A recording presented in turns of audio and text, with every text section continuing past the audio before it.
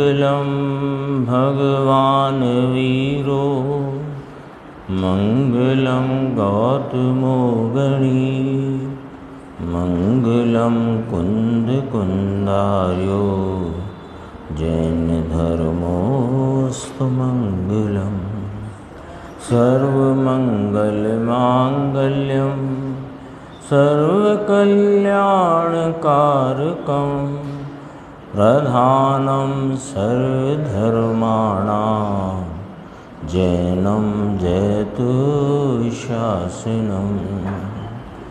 मैं नमो तीर्थनायक को नमो ओंकारवाणी को नमो उन कुंद प्रभु को जिन्होंने ओंकार धारण की। अहो उपकार जिनवर का कुंद का दिव्य वाणी का जिन कुंद ध्वनि दाता उनका हान स्वामी का। चिदानंदेक रूपाए जिनाए परमात्मने परमात्म प्रकाशाए नित्यं सिद्धात्मने नमः। परमात्म प्रकाश जी ग्रंथ है और इसकी 5वीं गाथा पर अपन ने अभी पूज्य गुरुदेव श्री का प्रवचन सुना। जैसा कि अपन स्वाध्याय के क्रम में 5वीं गाथा तक आए हैं, आज भी गुरुदेव ने याद किया कि पहली गाथा में जो सिद्ध हो गए हैं आदिनाथ महावीर भगवान आदि और भी अनंत सिद्ध हो गए हैं पहले, उनको नमस्कार किया। जो सिद्ध होंगे तो उसमें राजा श्रेणिक आदि को याद करके उनको नमस्कार किया। और सीमंदर आदि जो विदेश क्षेत्र में भगवान विराजते हैं वे सिद्ध हो रहे हैं ऐसा कह के उन्हें नमस्कार किया। फिर सिद्ध भगवंत लोकाग्र में सिद्ध शिला पर विराजते हैं यह बताते हुए गणधर परमात्मा को भी सिद्ध ख्याल में लेकर, सिद्ध हो गए हैं ना गणधर भगवान भी, तो उनको भी महामुनि शब्द लिया था ना, महामुनि का अर्थ गणधर भगवान को भी वहाँ गणधर भगवान के सिद्धत्व को नमस्कार किया। अब कहते हैं 5वीं गाथा में कि वे जो सिद्ध भगवंत हैं निश्चय से कहाँ बसते हैं, ये वाली बात इस गाथा में की गई है। अपन पहले गाथा पढ़ते हैं। ते पुण बंधव सिद्ध गण जे अपाणि बसंत लोया लोभ सौलव इहु अच्छम विमलोड़ियंत।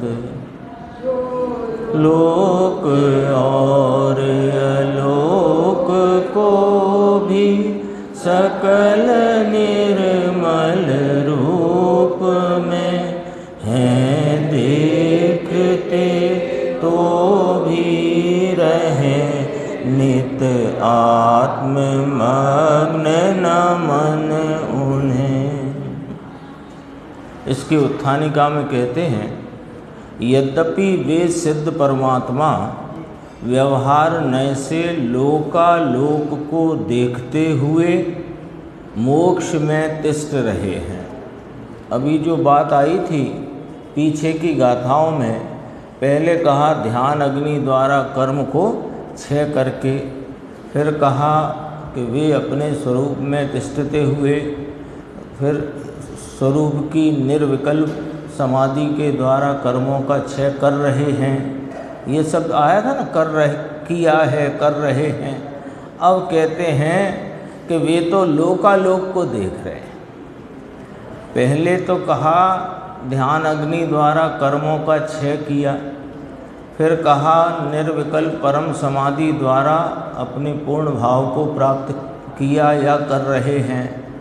अब कहते हैं कि व्यवहार नय से, अब व्यवहार नय से कहाँ क्षेत्र है उनका और परमार्थ से कौन सा क्षेत्र है, ये बात इस गाथा में कहेंगे। देखो, व्यवहार नय से लोकालोक को देखते हैं। तो व्यवहार नय में दो विषय बताए, एक तो लोकालोक को देखते हैं ये विषय बताया, और लोकाग्र में सिद्ध शिला पे विराजते हैं ये भी व्यवहार नय का विषय बताया। और निश्चय से तो वे अपने स्वरूप में रहते हैं, अपन ने पढ़ा ना हिंदी में, हैं देखते तो भी रहें नित आत्ममग्न नमन उन्हें। तो कहा कि व्यवहार नय के दो विषय, लोकालोक को देखते हुए मोक्ष में तिष्ठ रहे हैं, लोक के शिखर ऊपर विराजते हैं, तो भी शुद्ध निश्चय नय से अपने स्वरूप में ही स्थित हैं, उनको मैं नमस्कार करता हूँ। अन्वयार्थ है, मैं फिर क्यों कि ये 5वां बार नमस्कार करते हैं। मैं फिर उन सिद्धों के समूह को बंधता हूँ जो निश्चय नय से अपने स्वरूप में तिष्ठते हुए व्यवहार नय से, अब अन्वयार्थ में अपन ने जो उत्थानिका में पहले व्यवहार नय की चर्चा करी, फिर निश्चय नय कहा, और अन्वयार्थ में कहाँ से बात आई निर्देश भाई, आगे ही आ जाओ। निश्चय नय से अपने स्वरूप में तिष्ठते हुए व्यवहार नय से समस्त, व्यवहार नय में दो विषय आ गए, लोक अलोक को संशय रहित प्रत्यक्ष देखते हुए तिष्ठ रहे हैं लोकाग्र में, है ना। लोक अलोक को देखते हैं और तिष्ठ रहे हैं कहाँ, लोकाग्र में, ये व्यवहार नय का विषय है। यानी परमार्थ से वे अपने स्वरूप में रहते हैं और परमार्थ से अपने को ही देखते जानते हैं। लोकालोक को देखना जानना कहना ये व्यवहार है। आगे देखो, भावार्थ में कहते हैं, मैं कर्मों के क्षय के निमित्त फिर उन सिद्धों को नमस्कार करता हूँ। देखो, पहली ही बात यहाँ पर इस प्रकार कही कि मैं कर्मों के क्षय के निमित्त फिर उन सिद्धों को नमस्कार करता हूँ। तो प्रभु, सिद्धों को नमस्कार करने से कर्मों का क्षय कैसे होगा? सिद्धों को नमस्कार करते कर्मों का क्षय किस प्रकार होगा?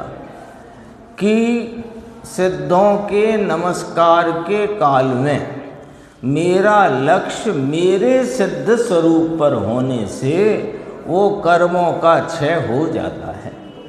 जैसा कि गुरुदेव ने याद किया था जो अमृतचंद्राचार्य का कलश, कि मेरी परम विशुद्धि हो, टीका के काल में, टीका रचने के काल में मेरी परम विशुद्धि हो। तो प्रभु, टीका करना तो विकल्प है, विकल्प से कैसे आपको विशुद्धि की प्राप्ति हो, परम विशुद्धि कह रहे हो आप। तो कहा कि टीका के काल में भी मेरा लक्ष्य तो मेरा निर्विकल्प स्वरूप है। तो मेरे निर्विकल्प स्वरूप लक्ष्य में रहने से उसकी ही एकाग्रता से मेरे परम विशुद्धि प्राप्त हो रही है, होती है। ऐसे ही यहाँ कहा, मैं कर्मों के क्षय के निमित्त माने प्रयोजन से, कर्मों का क्षय के प्रयोजन से फिर उन सिद्धों को नमस्कार करता हूँ। यहाँ दो अर्थ निकलेंगे, निमित्त में कर्मों का क्षय होता है और परिणति में से सर्व मलिनता का क्षय होता है। जो निश्चय नय से अपने स्वरूप में स्थित हैं और व्यवहार नय से सब लोकालोक को निस्संदेह पने से प्रत्यक्ष देखते हैं, केवल ज्ञान का स्वरूप रखा, परंतु पदार्थों में तन्मयी नहीं है। पूरे लोकालोक को बिना उनमें तन्मय हुए वे सब ही पदार्थों के द्रव्य गुण और उनकी पर्यायों को बिना उनमें तन्मय हुए आप अपनी ही ज्ञान की परिपूर्ण सामर्थ्य से, दर्शन की परिपूर्ण सामर्थ्य से देखते जानते हैं। ये अर्थ हो गया ना इसका। परंतु पदार्थों में तन्मयी नहीं है। तो कहाँ तन्मय है प्रभु? कि अपने स्वरूप में तन्मयी है ना। कितनी सरसता है ग्रंथ की टीका में, गाथाओं में। और फिर इसका हेतु रखते हैं मुकेश भाई कि जो पर पदार्थों में यदि तन्मयी हो तो पर के सुख दुख से आप सुखी दुखी हों। यदि उसमें तन्मय हो जाते, उन्हें देखते जानते, लोकालोक के सर्व द्रव्य गुण पर्यायों को देखते जानते, यदि उसमें तन्मय हो जाते तो क्या हो जाता कि वे जो पदार्थ सुख दुख भाव से बरतते हैं उनसे आप सुखी दुखी हो जाते। तो ऐसा तो है नहीं। यही सिद्ध करता है कि वे उनमें तन्मय हुए बिना अपने स्वरूप में तन्मय रह करके निस्संदेह पने लोकालोक को प्रत्यक्ष जानते हैं। इसी में स्पष्ट हुआ। देखो और आगे, ऐसा उनमें कदाचित नहीं है। क्या नहीं है? कि पर में तन्मयपना अपने स्वरूप से ही तन्मय है। फिर कहते हैं व्यवहार नय से स्थूल सूक्ष्म सबको केवल ज्ञान से प्रत्यक्ष निस्संदेह जानते हैं। आया ना स्पष्ट। लोकालोक को केवली भगवान जानते हैं, ये व्यवहार कथन है। तो उन्हें व्यवहार से जानते हैं, अपने को निश्चय से जानते हैं कि नहीं। ऐसे जानने की एक क्रिया दो प्रकार नहीं होती। जानना तो स्वरूप की सामर्थ्य से ही है। उस जानने के भाव में लोकालोक जान रहे हैं, ये कहना व्यवहार है। और वास्तव में उस समय अपने ही भाव को जान रहे हैं, ये निश्चय है। ये बात ऐसे कथन आ जाता है तो उसका अर्थ अपने सामने स्पष्ट होना चाहिए। ऐसा कथन आ जाता है कि लोकालोक को व्यवहार से जानते हैं और निश्चय से अपने को जानते हैं। तो ये दो नए से जानना नहीं है। जानते तो अपनी सामर्थ्य से ही हैं। उसमें लोकालोक जो उनके ज्ञान में झलक रहा है, इस बात को बताने व्यवहार से कहा कि लोकालोक को जानते हैं, और निश्चय से तो वे अपने स्वरूप को ही जानते हैं। तो वास्तव में वे अपने जो ज्ञान भाव को जानते हुए परिणमते हैं। ये हो गया ना। उसमें तन्मयपने की बात भी आ चुकी है कि पर पदार्थों में तन्मयी नहीं है। यदि वे उसमें तन्मयी हों तो पर के सुख दुख के से आप भी सुखी दुखी हों। आगे देखो, व्यवहार नय से स्थूल सूक्ष्म सबको केवल ज्ञान से प्रत्यक्ष निस्संदेह जानते हैं। किसी पदार्थ से राग द्वेष नहीं है। क्यों? कि पूर्ण वीतराग भाव से परिणमित है। तो कोई प्रकार का राग द्वेष किसी पदार्थ के प्रति उनको नहीं है। फिर देखो, यदि राग के हेतु से किसी को जाने तो वे राग द्वेषमयी हों। ये बड़ा दूषण है, बड़ा दूषण है। यदि ये देखना, यदि राग के हेतु से किसी को जाने, राग का हेतु क्या होता है? अब ये समझना जरा, राग का हेतु क्या होता है? देखो, जानते तो वे भी स्वयं पर पदार्थों को है। ये तो ऊपर आ ही गया है स्पष्ट। लोकालोक को निस्संदेह प्रत्यक्ष जानते हैं, पर उनको राग देश परिणति में नहीं है। ये बात भी ठीक है। अब यहाँ पर भावार्थकार टीकाकार कहते हैं कि यदि राग के हेतु से किसी को जाने तो वे राग द्वेषमयी हों। राग का हेतु क्या है? कि किसी पदार्थ में राग किसे कहा? इष्टता अनिष्टता के भाव को राग कहते हैं। किसी भी पदार्थ या उसके भाव पर्याय के प्रति इष्टता अनिष्टता का हेतु लेकर उसको जानना होता है तो परिणति में राग द्वेष होता है। तो वे सर्व पदार्थों को कोई को इष्ट कोई को अनिष्ट नहीं देखते, अपितु उन्हें उनकी सत्ता में रहे हुए उनके भावों में वर्तते हुए देखते जानते हैं। राग का हेतु कब खड़ा हो कि जब किसी के प्रति इष्टता और किसी के प्रति अनिष्टता हो तो राग खड़ा हो। तो वे जानते लोकालोक को है, लोकालोक को जानते हुए भी उनको किसी के प्रति इष्टता का प्रयोजन अनिष्टता का प्रयोजन नहीं है। ये राग के हेतु का अर्थ है। ये बड़ा दूषण है, इसलिए ये निश्चय हुआ कि निश्चय नय से अपने स्वरूप में निवास करते हैं। देखो कहाँ पहुँचनी थी बात।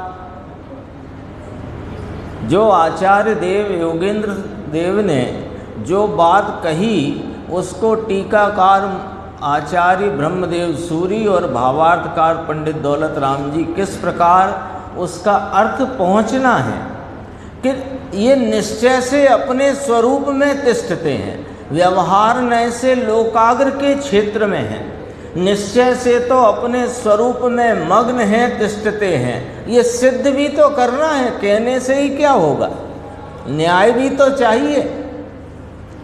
तो कहा कि वे लोकालोक को निस्संदेह प्रत्यक्ष अपने केवल ज्ञान में देखते जानते हैं, तो भी उसमें तन्मयी नहीं होते।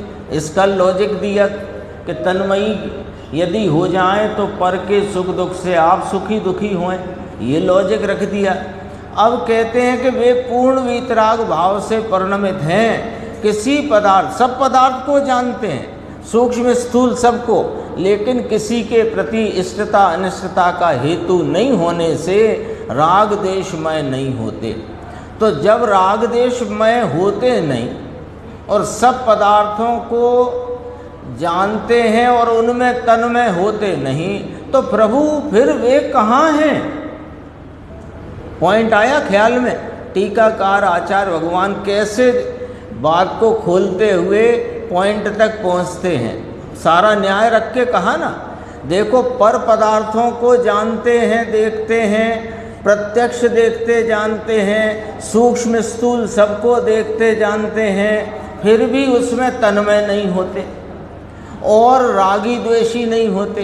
दो बातें रखी, तन्मय नहीं होते, रागी द्वेषी नहीं होते, तो फिर वे प्रभु उनमें तन्मय नहीं, राग द्वेष उनकी परिणति में नहीं, तो फिर वे कहाँ रहते हैं, कहाँ तन्मय हैं? फिर वे पर पदार्थों में तन्मयता नहीं है, ये सिद्ध किया।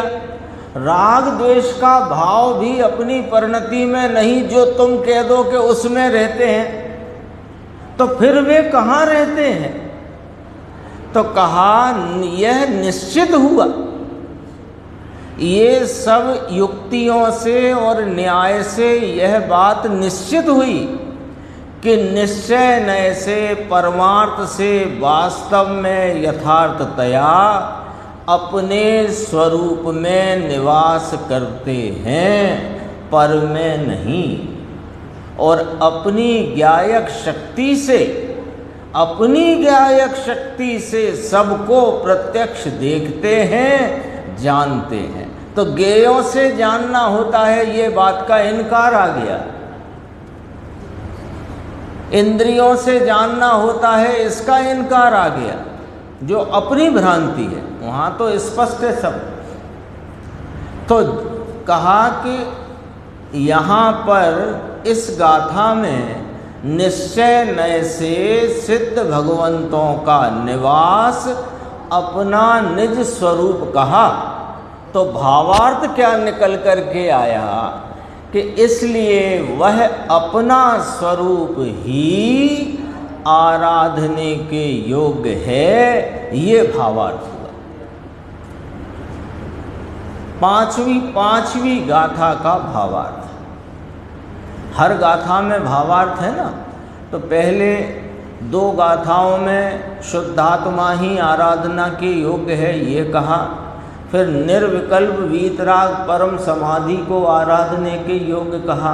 अब पुनः कहा कि अपना स्वरूप ही आराधने के योग्य है, ये इसका भावार्थ हुआ। अभी गुरुदेव के आज प्रवचन में बहुत गंभीर स्पष्टीकरण आए हैं, अपन थोड़ा थोड़ा देखते हैं। देखो 5वीं गाथा का जो सूत्र के बाद नीचे की 4 लाइन देखेंगे।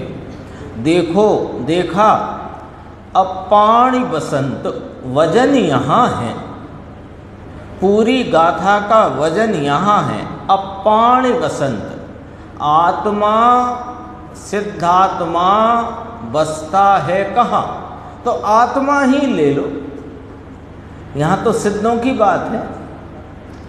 बसता है कहाँ, यह अपेक्षा लेकर बंधन किया है। सिद्ध भगवंत कहाँ बसते हैं, कहाँ रहते हैं, कहाँ लीन हैं, कहाँ निमग्न हैं, ये बात को लेकर के सिद्धों को वंदन करते हैं।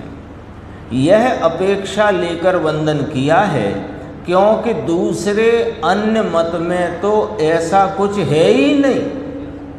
अन्य मत में तो सिद्ध क्या ये बात ही नहीं। भगवान भगवान तो कहते हैं, ईश्वर कहें, प्रभु कहें, भगवान कहें, पर भगवान क्या होते हैं ये कोई नहीं कहता। भगवान कौन होते हैं ये किसी ने ना कहा। भगवान होते हैं, और भगवान क्या होते हैं किसने कहा, बताओ आप।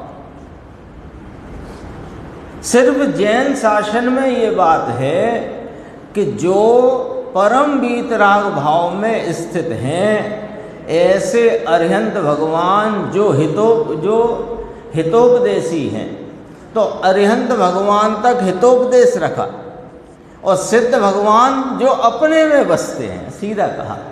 तो भगवान की चर्चा तो जिन शासन के सिवाय है कहाँ, कहीं नहीं, सिर्फ कल्पना की बात है। अरे भगवान की बात तो दूर रहो, किस जैन दर्शन के सिवाय आत्मा की बात नहीं है। आत्मा आत्मा तो कहें, पर आत्मा क्या है ये कोई जानता नहीं, कोई नहीं जानता। एक अभी वीडियो आया था, याद आ गई बात। कुछ वैज्ञानिकों ने, वो कुछ पहले भी एक बार चर्चा आई थी, पर अब तो वीडियो बनने लगे ना, तो एक कांच की पेटी में मृत प्राय व्यक्ति को रख दिया, और फिर जब उसका मरण हुआ तो वो कांच की पेटी फूट गई। अब वो ये सब कल्पना की बात है ना। वो जो आत्मा अमूर्तिक है, वो अमूर्तिक वस्तु, वो मूर्तिक वस्तु को फोड़े क्यों? उसे फूटना है तो फूटा करे। अभी ये कहना ये है कि जिनेंद्र परमात्मा के शासन सिवाय, जिनेंद्र परमात्मा के इस जैन दर्शन के सिवाय आत्मा का स्वरूप भी कोई नहीं जानता, और परमात्मा का स्वरूप भी कोई नहीं जानता। और इस ग्रंथ में अपने को बहिरात्मा, अंतरात्मा और परमात्मा, आत्मा की 3 अवस्थाओं का बहुत विशद और सुंदर वर्णन आएगा। आगे देखो, परमात्मा कहाँ हैं और परमात्म पद उन्होंने पाया है, तो उनका कुछ स्थान होगा कि नहीं? कहाँ है वे? स्थान के लिए व्यवहार से लोक के ऊपर बताया, और निश्चय से स्वयं में है, ये वाली बात बताई। देखो जल्दी जल्दी देखते हैं थोड़ा। 80 नंबर पेज है, बीच में। समस्त लोक अलोक को संशय रहित प्रत्यक्ष देखते हुए, समस्त लोक अलोक को संशय रहित प्रत्यक्ष देखते हुए ठहर रहे हैं। यहाँ निवास की बात करी है ना, तो ठहर रहे हैं। मैं कर्मों के क्षय के निमित्त, लेव आचार्य स्वयं कहते हैं, मैं कर्मों के क्षय के निमित्त फिर उन सिद्धों को नमस्कार करता हूँ। कर्मों के क्षय के निमित्त, साहिब आप, वे आपके कर्म सिद्धों को नमस्कार करने से कैसे क्षय हो जाएंगे? सिद्धों को नमस्कार करना विकल्प है कि निर्विकल्पता है ना? लेकिन उन सिद्धों के नमस्कार के विकल्प के उपरांत और विकल्प के काल में, दोनों देखना। विकल्प के काल में और विकल्प के उपरांत। विकल्प के उपरांत मैं अपने स्वरूप की एकाग्रता में आ जाता हूँ, और विकल्प के काल में भी मेरी दृष्टि मेरे स्वभाव पर है। इसलिए उससे मुझे वो जो नीचे लिया गुरुदेव ने, अमृतचंद आचार्य ने कहा था कि इस टीका से मेरी शुद्धि बढ़ो अशुद्धि टलो, जो कलश आता है। तो मेरा लक्ष्य स्वभाव के ऊपर है, उसमें नमस्कार करने में भले विकल्प है, किंतु मेरा लक्ष्य स्वभाव के ऊपर जोर है, उसके कारण कर्म का क्षय होता है। और स्पष्टीकरण इसका देखो, 81 पेज आ गया। कर्म क्षय निमित्तम, संस्कृत में है, चौथी लाइन। सिद्ध गणान सिद्ध समूहान वंदे कर्म क्षय निमित्तम, चौथी लाइन है। इसका अर्थ जानना चाहिए ना कि इसका अर्थ क्या। ऐसा कैसा कह दिया आपने, सिद्धों को नमस्कार करने से मेरे कर्म क्षय होते हैं, या कर्म क्षय के लिए मैं सिद्धों को नमस्कार करता हूँ। तो कहा इसका अर्थ जानना चाहिए। एक और परमात्मा ऐसा कहें कि पर द्रव्य के आश्रय से तो राग ही होता है, आता है पर दब्बाओ दुख गई। एक और तो ऐसा कहें, तथा एक और कहें कि पर द्रव्य के आश्रय से कर्म का क्षय होता है। ये इसमें न्याय क्या है? ये यहाँ उठनी चाहिए ना बात। यदि अपन स्वाध्याय करते हैं, आचार्य भगवंतों की कथनी को पढ़ते सुनते हैं, तो ये प्रश्न अपने चित्त में उत्पन्न होना चाहिए ना कि एक तरफ कहना कि सिद्ध परद्रव्य हैं और परद्रव्य के लक्ष्य से तो राग ही होता है, और एक तरफ ये कहना कि परद्रव्य के आश्रय से कर्मों का क्षय होता है। यानी क्या अलट पलट कर बात आई कि परद्रव्य के आश्रय में कर्म बंद होता है, और एक तरफ कहना परद्रव्य के आश्रय में कर्म क्षय होता है। तो ये कौन सा न्याय है, ये समझना चाहिए। देखो किस शैली की ये व्याख्या है, ये समझो।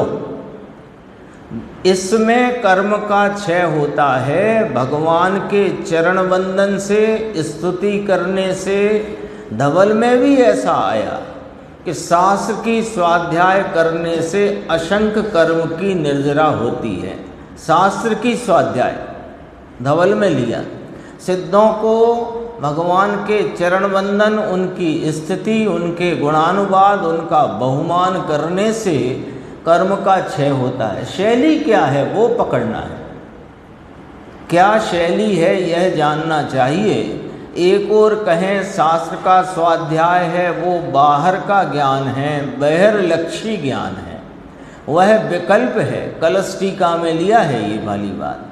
तो ये शैली समझना चाहिए। फिर इसको और कलश टीका का भी बात ली देखो यहाँ पर। हालांकि इसका उत्तर ऊपर आ चुका है कि वहाँ पर जोर अपने वीतराग स्वभाव का है, उससे असंख्य गुणी कर्मों की निर्जरा होती है। अब ये बात यहाँ आई है ना शास्त्र स्वाध्याय के संदर्भ, वो भी समझ लेते हैं, फिर आगे चलते हैं।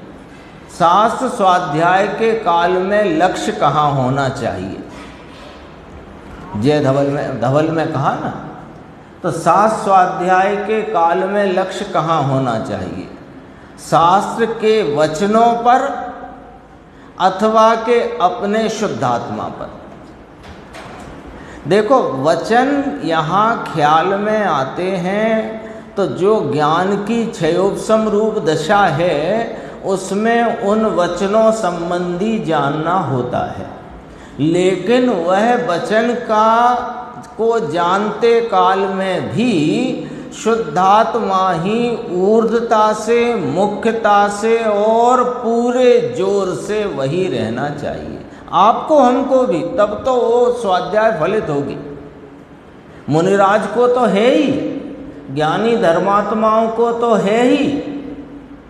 स्वाध्याय के यानी टीका रचने के काल में कि टीका सुनने पढ़ने के काल में ज्ञानियों को आचार्य भगवंतों का जोर तो अपने स्वरूप पर है ही, पर हमें भी स्वाध्याय के समय किसकी ऊर्ध्वता चाहिए?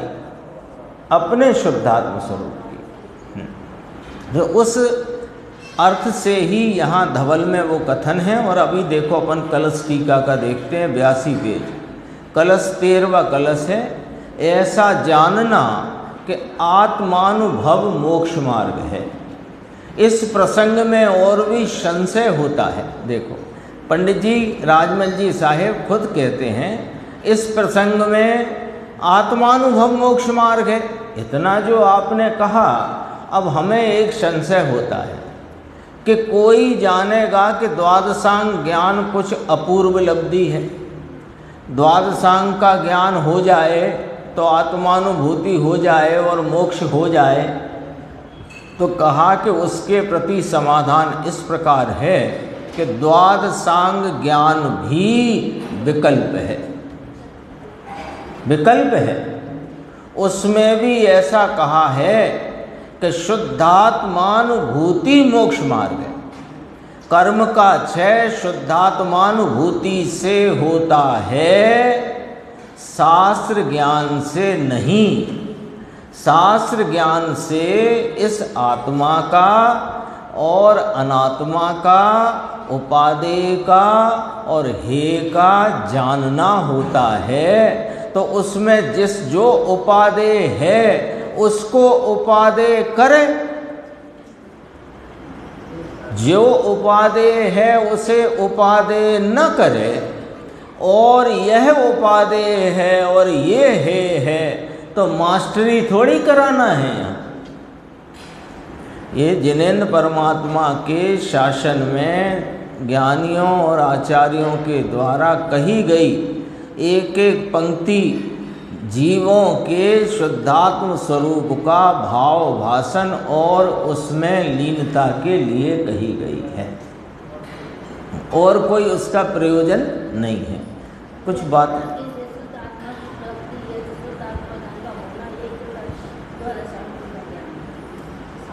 सार है, शुद्धात्मा का अनुभव द्वादशांग का सार है। द्वादशांग का प्रयोजन क्या कि एक आत्म स्वरूप को जाने और उसमें लीन रहे।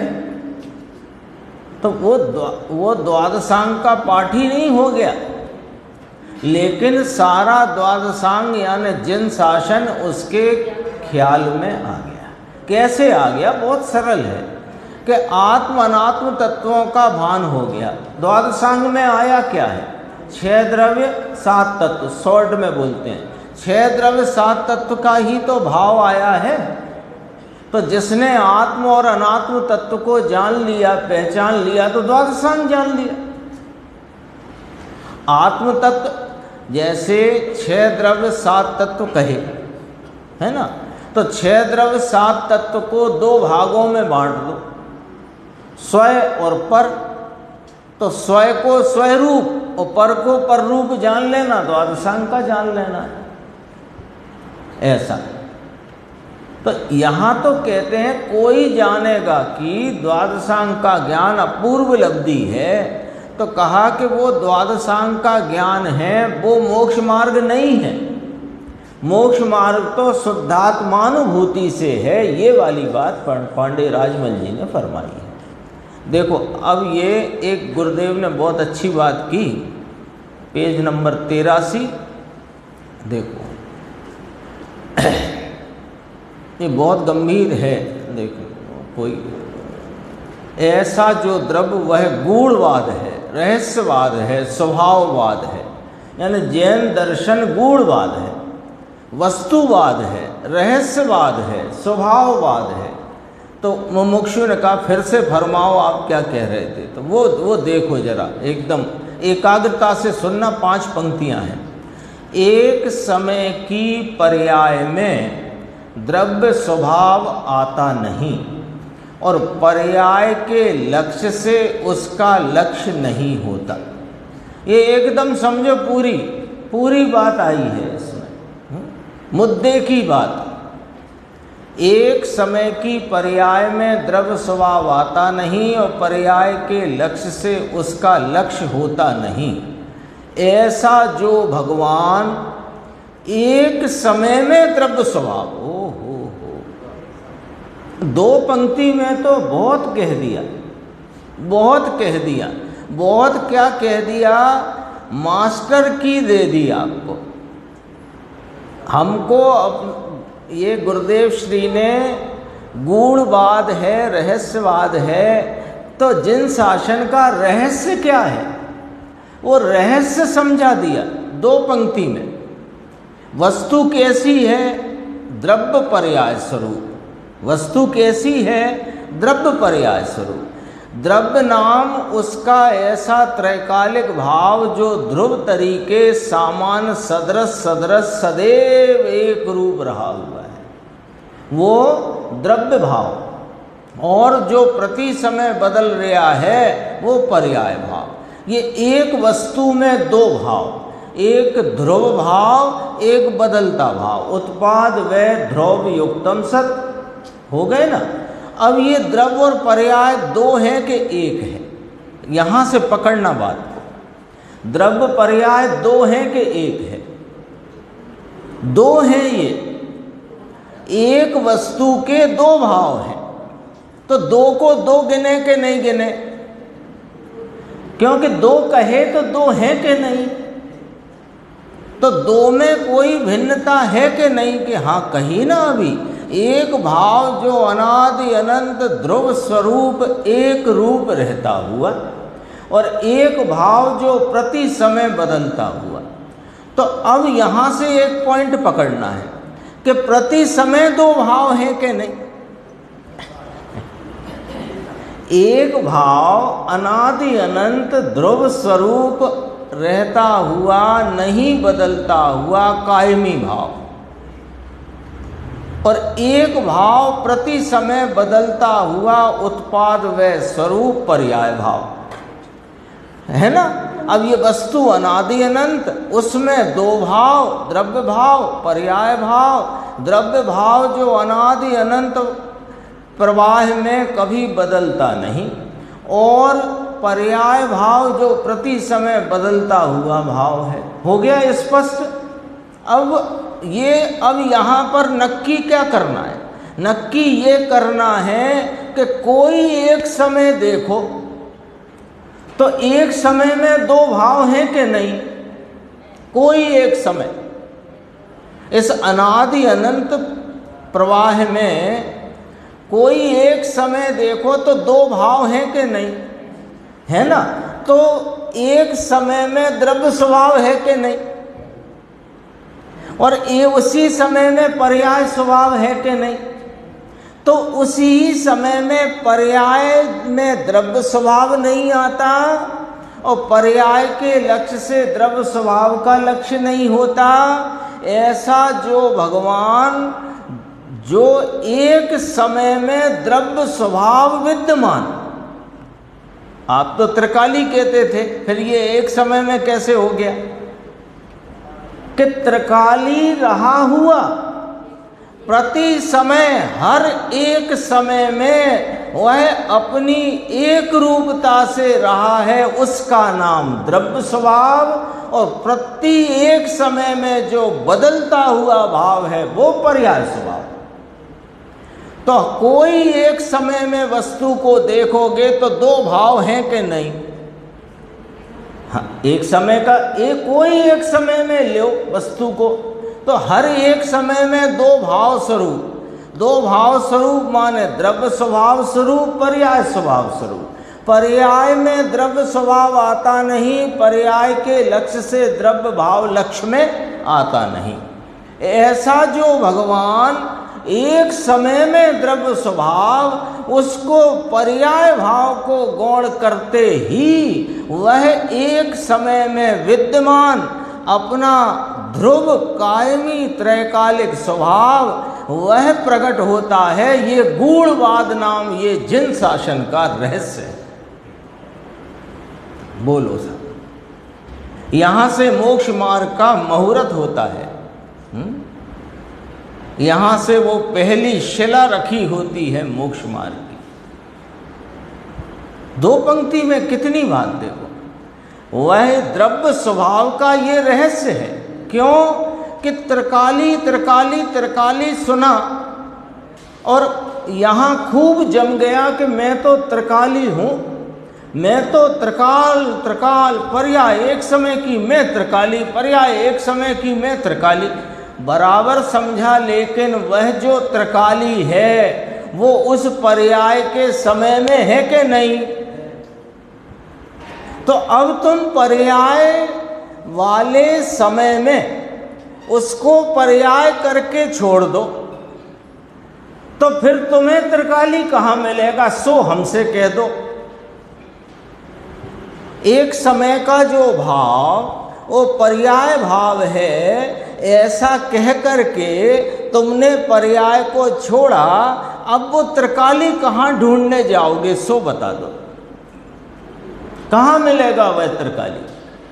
अरे उसी समय में एक बदलता भाव, एक नहीं बदलता भाव, उसी समय में बदलते भाव को लक्ष्य छोड़ने से वो त्रैकालिक जो द्रव्य स्वभाव है वह अनुभव गोचर हो जाता है।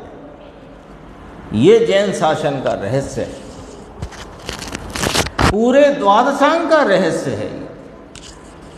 हमारी जितनी भी प्रयत्नशीलता अपने स्वरूप को प्राप्ति के लिए चल रही हो, तो ये चाबी रख लेना अपने पास, न खुल जाए ताला तो हमसे कहना। फिर आप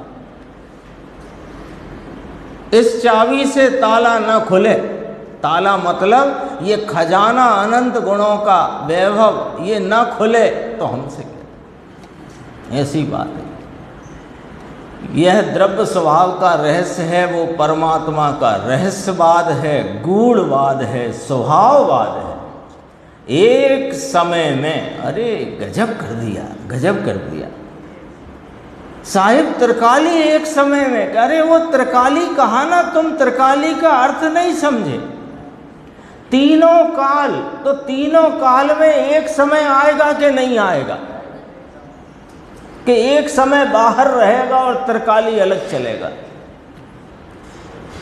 तीन काल कौन कौन से? भूत भविष्य वर्तमान, है कि नहीं?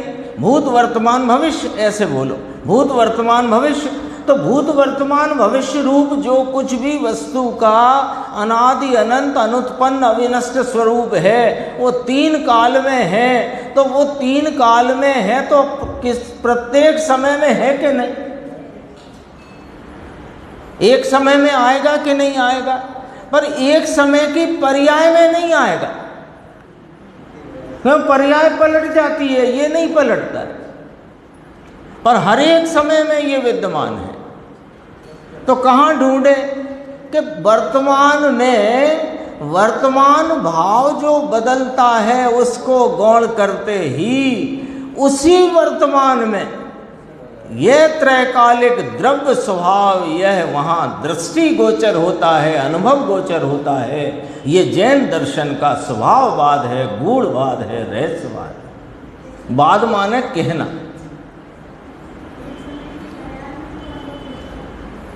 एक समय की पर्याय अनुभव गोचर करेगी, तो करेगी वो तो पर्याय ही है, जो अनुभव करेगी वो तो पर्याय ही है, लेकिन उस पर्याय का विषय जो है वो पर्याय में नहीं आता।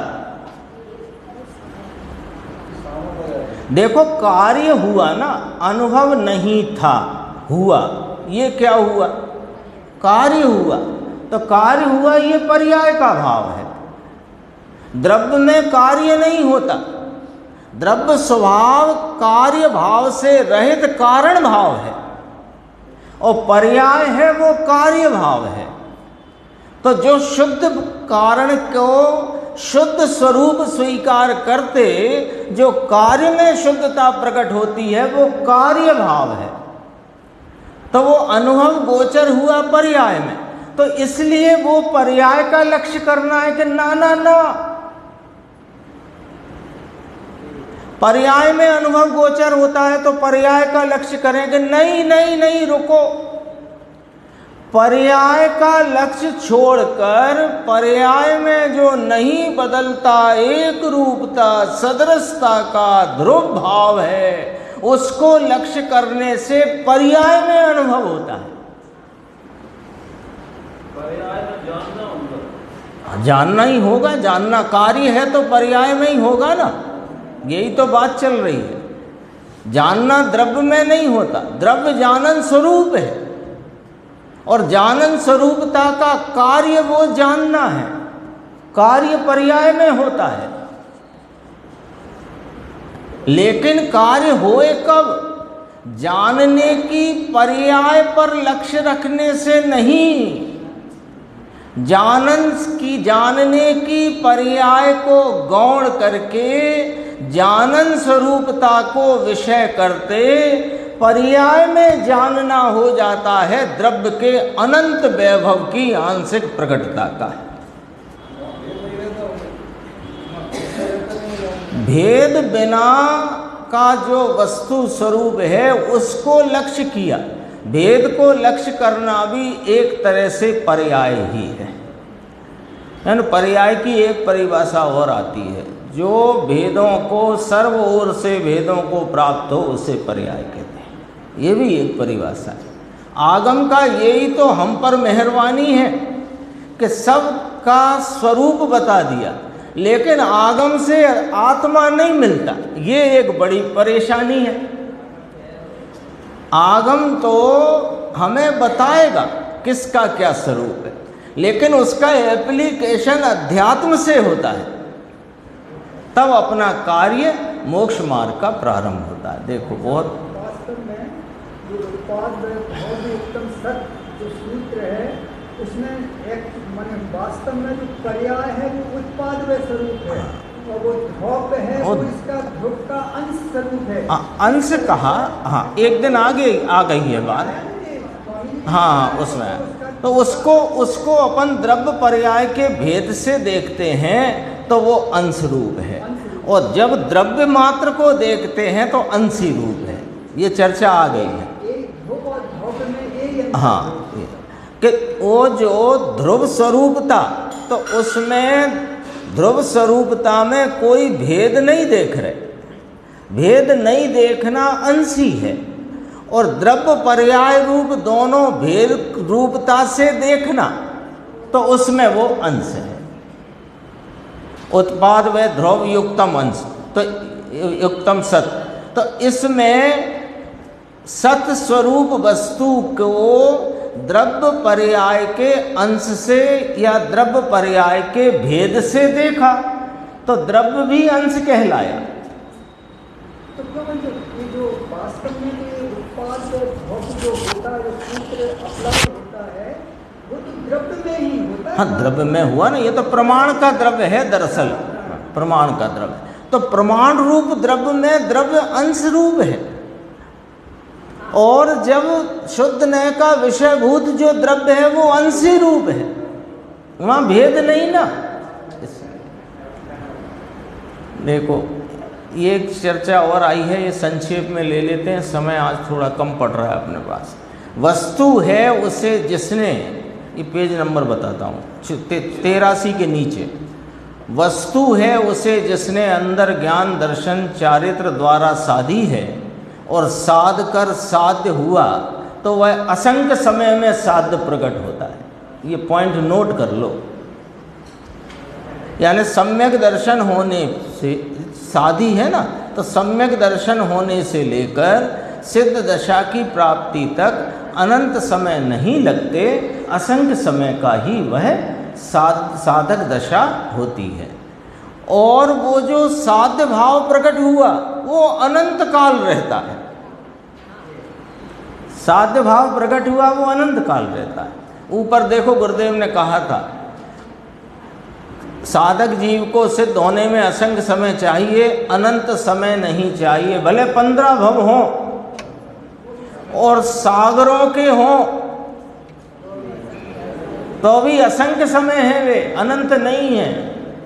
ये ध्यान रखना बात को।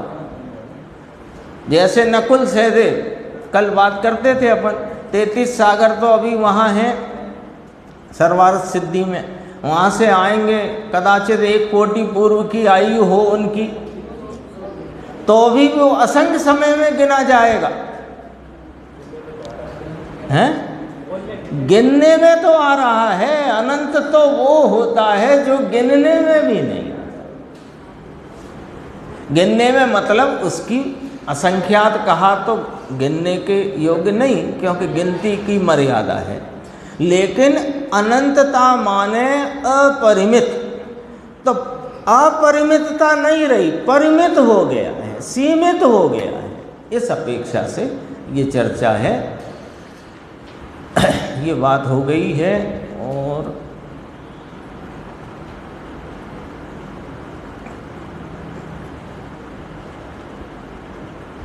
ये बात भी आ चुकी अपनी, वैसे व्यवहार क्षेत्र की, ये क्षेत्र की बात क्यों करी, बस पढ़ लेते हैं। निश्चय न से अपने स्वरूप में स्थित हैं, स्वरूप में स्थित हैं ये तो ठीक है, लेकिन उनका व्यवहार क्षेत्र कौन सा, ये भी समझने की बात है। यहाँ सिद्ध हुए तो यहाँ सिद्ध होकर यहीं के यहीं रह गए क्या? सिद्ध यहाँ ही होते हैं, सिद्ध सिद्ध शिला पे नहीं होते हैं, सिद्ध यहाँ मध्यलोक में ही होते हैं। पर सिद्ध होकर यहाँ ही रह गए क्या? कि नहीं, सिद्ध नहीं, वहीं के सिद्ध तो यहाँ हुए, वहाँ सिद्ध नहीं हुए हैं। सिद्ध शिला पर सिद्ध तो यहाँ हुए, आठों कर्मों का अभाव हुआ निमित्त में, और असिद्धत्व जो बाकी था उसका भी भाव चला गया। तो सिद्ध यहाँ हुए, स्वरूप में स्थित हैं, यह तो ठीक, परंतु अब क्षेत्र यहीं का यहीं है कि दूसरा क्षेत्र है उन्हें, है ना? तो कहा निश्चय न से अपने स्वरूप में स्थित हैं और व्यवहार न से सिद्ध शिला में स्थित हैं। तो सिद्ध शिला को व्यवहार क्यों कहा? क्योंकि दूसरा क्षेत्र है, स्वयं क्षेत्र नहीं है। ये वाली चर्चा थी। ज्ञान गोष्ठी में अपन आते हैं और बहुत गंभीर उसमें भी चर्चा है।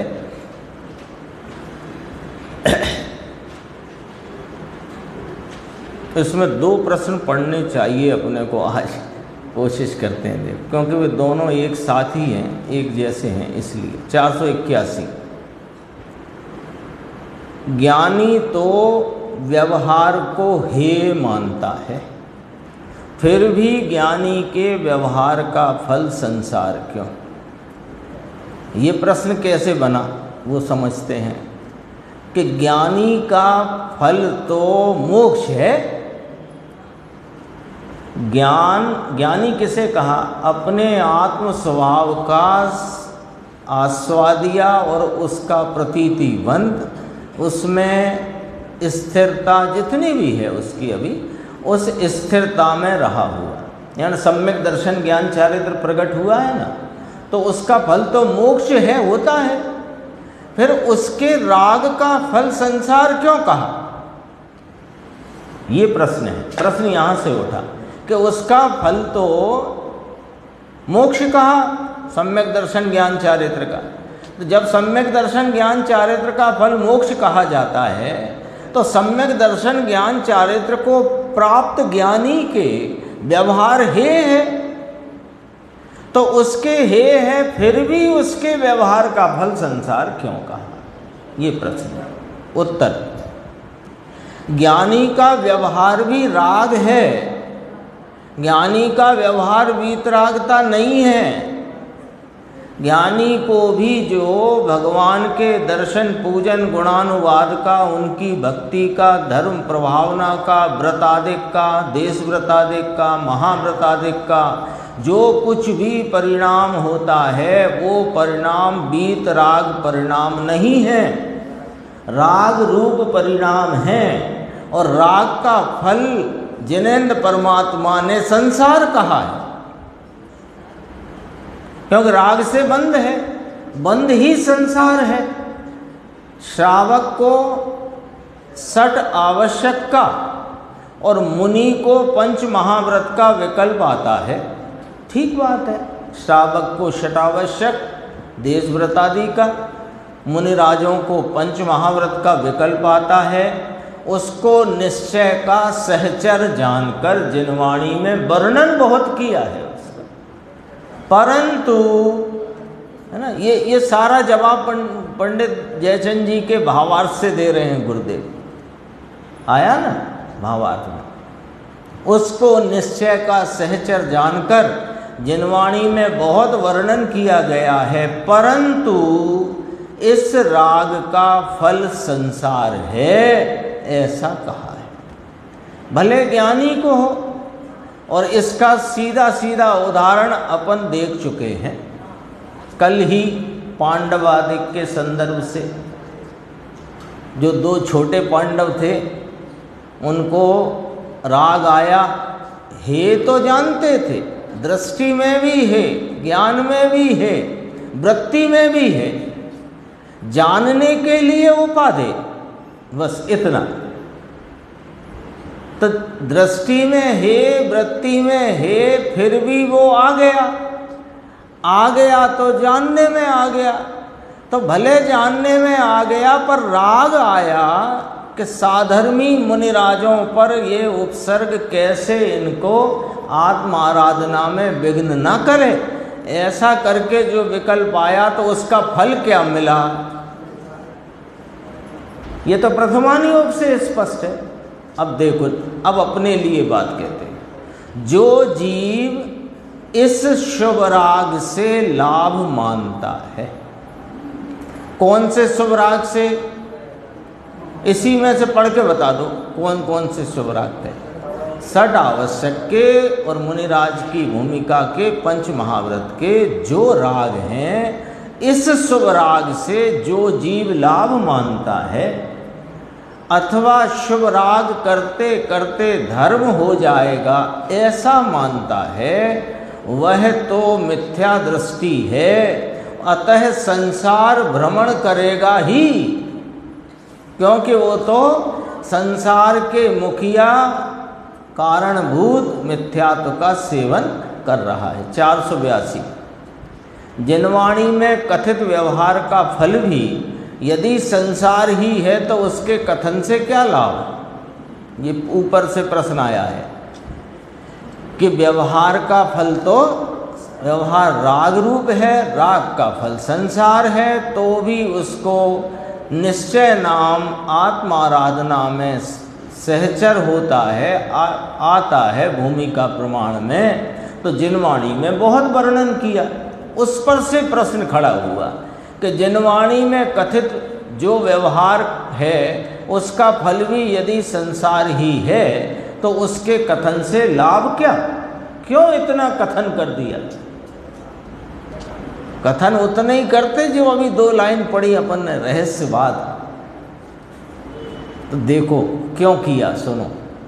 निश्चय दर्शन ज्ञान चारित्र के साथ क्या होता है निश्चय दर्शन ज्ञान चारित्र, कि वर्तमान उपयोग वर्तमान दशा का आलम्बन छोड़कर सदरस ध्रुव रूप स्वरूप अपने आत्मा को विषय बनाता है, तो उस आत्मा के अनंत गुण वैभव की आंशिक निर्मल प्रकटता उसकी पर्याय में वेदन में अनुभव में आती है। उसमें यह मैं हूँ ऐसी प्रतीति रूप सम्यक दर्शन, ऐसे स्वरूप का संचेतन रूप सम्यक ज्ञान, और उसमें स्थिरता रूप चारित्र, उसके साथ अपूर्ण दशा के कारण। अब मोक्ष मार्ग में तो आ गया, पूर्ण तो नहीं हो गया ना, तो अपूर्ण दशा है, उसके कारण राग की मंदता रह गई है कि नहीं। अभी राग रह गया ना, शेष रह गया है राग। यदि 2 स्थिति हैं, एक तो राग को ही अपना स्वरूप मानता है, वो तो मिथ्या दृष्टि है अनादि से। जिसने राग से एकत्व तोड़कर अपने स्वरूप से एकत्व जोड़ा है, उसकी परिणति में स्वरूप के संचेतन प्रतीति और आचरण रूप निश्चय रत्नत्रय प्रकट हुआ है, लेकिन अभी पूर्णता प्राप्त नहीं हुई है। तो अपूर्ण दशा में उसको राग का भाग शेष है। तो राग की मंदता में किस किस प्रकार का मंद राग होता है, चौथे, पांचवें, छठे गुणस्थानों की भूमिका में राग की क्या स्थिति होती है, पूजा भक्ति अणुव्रत महाव्रत आदि होते हैं, उनका व्यवहार बताने के लिए जिनागम में उनका कथन किया गया है। अब चौथा, पांचवा, छठवां गुण स्थान किसका? आत्म आराधना में रत मोक्ष मार्गी का। ठीक है, तो मोक्ष मार्गी को चौथे गुण स्थान में किस प्रकार के राग हैं, पांचवें गुण स्थान में किस प्रकार के राग हैं, छठवें गुण स्थान में किस प्रकार के राग हैं, तो ये देखो 3 बातों में बता दिया। तीनों गुण स्थान समझना हो तो यहाँ समझ लो। पूजा भक्ति चौथे में, अणुव्रत 5वें में और महाव्रत आदि 6वें में। आ गया कि नहीं आ गया बोलो? कोई कहे कि अणुव्रत चौथे में तो गलत, कोई कहे कि 5वें में महाव्रत तो गलत, और कोई कहे 6वें में अणुव्रत तो गलत। ये बताने के लिए जिनागम में इनका वर्णन किया गया। कोई कहे चौथे में पूजा भक्ति के अलावा अणुव्रत भी हो सकते हैं कि नहीं हो सकते। कोई श्रावक को महाव्रत हो ऐसा हो कि नहीं हो सकता। इसका अर्थ क्या निकला? महाव्रती के वस्त्र आदि नहीं होते। ये अर्थ निकला है कि नहीं निकला? तो कितने इसमें किस गुण स्थान में आत्म आराधकों को, मोक्ष मार्गियों को कौन कौन से भूमिका में राग होते हैं, उसका वर्णन जिनागम में उनका कथन किया गया है। परंतु, अब ये परंतु पर ध्यान देना, परंतु इस राग की मंदता के व्यवहार का फल तो बंधन और संसार है। शेष चर्चा आगे के साथ।